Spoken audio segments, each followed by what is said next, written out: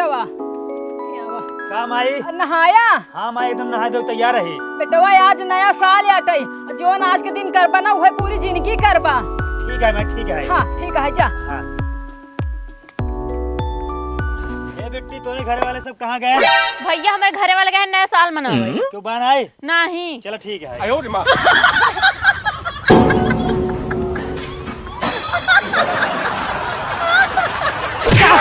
का होत रे? का होत बाटाई? कुछ नहीं। तू ससुर नदी आई बटा हमरे ये चोरी करे, हमार पड़ो चोरोट बटा केकरे कहे चोरी करता रे, केकरे कहे पे? हमरे माई कहे ना आज नया साल है, आज के दिन जौन करब ना वही पूरा साल करब।